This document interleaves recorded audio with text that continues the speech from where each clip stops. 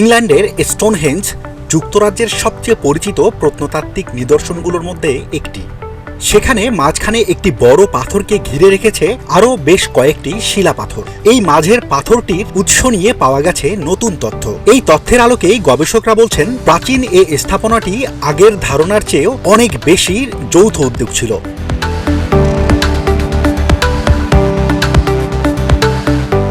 এতদিন মনে করা হতো স্টোনহেঞ্জের মাঝের বেদির মতো 6 টন ওজনের পাথরটি দক্ষিণ পশ্চিম ওয়েলস থেকে আনা হয়েছে। নতুন বিশ্লেষণে জানা গেছে আসলে এটি স্কটল্যান্ডের উত্তর প্রান্ত থেকে আনা হয়েছিল। এর অর্থ হচ্ছে ইংল্যান্ডের স্যালিস বাড়ির কাছে অবস্থিত প্রাচীন এই স্মৃতিস্তম্ভ যুক্তরাজ্যের সব অংশেরই পাথর দিয়ে নির্মিত হয়েছিল। প্রসঙ্গত ইংল্যান্ড, ওয়েলস, স্কটল্যান্ড ও উত্তর আয়ারল্যান্ড মিলেই যুক্তরাজ্য।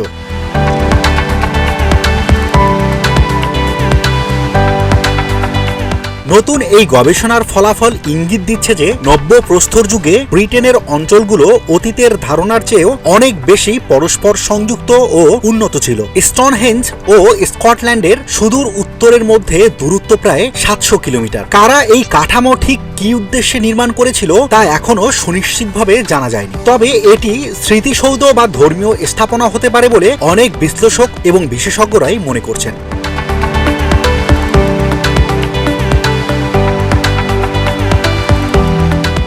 নতুন গবেষণাটি চালানো হয়েছে ওয়েলসের পিএইচডি গবেষক অ্যান্টনি ক্লার্কের নেতৃত্বে। বৈজ্ঞানিক জার্নাল নেচারে প্রকাশিত হয়েছে এই বিবরণটি। ওয়েলসের প্রেমবোকশায়ার কাউন্ট্রিতে জন্ম নেয়া তরুণ অ্যান্টনি ক্লার্কের জন্য এটি একটি অম্ল মধুর মুহূর্ত, কারণ বেদির পাথরটি তার এলাকা থেকেই এসেছিল বলে মনে করা হতো এতদিন। এই গৌরব এখন স্কটল্যান্ডের ঘরে। অ্যান্টনি ক্লার্ক উল্লেখ করেছেন কাঠামোর মাঝের ঘোড়ার নালের মতো অংশের বাকি পাথরগুলো ওয়েলসের আর বাহিরের বৃত্তাকার বড় পাথরগুলো ইংল্যান্ডের।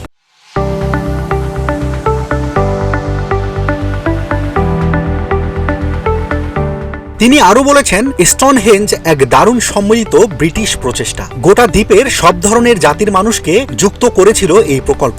স্টোনহেঞ্জের নির্মাণ শুরু হয়েছিল 5000 বছর আগে। পরবর্তী 2 সহস্রাব্দে এতে নানা পরিবর্তন এবং সংযোজন হয়েছে। কালে কালে নানা গোষ্ঠীর মানুষ এটা ব্যবহারও করেছে।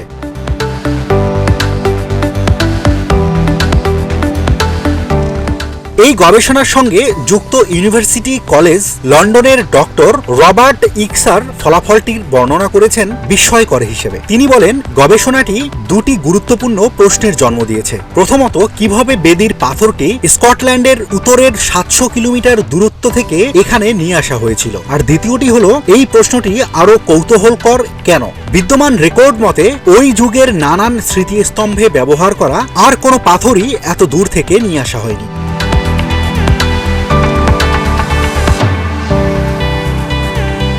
গবেষকরা বলছে পরবর্তী রহস্যটি হচ্ছে বিশাল আকার পাথরটি কিভাবে এত দূর থেকে এখানে নিয়ে আসা হয়েছিল।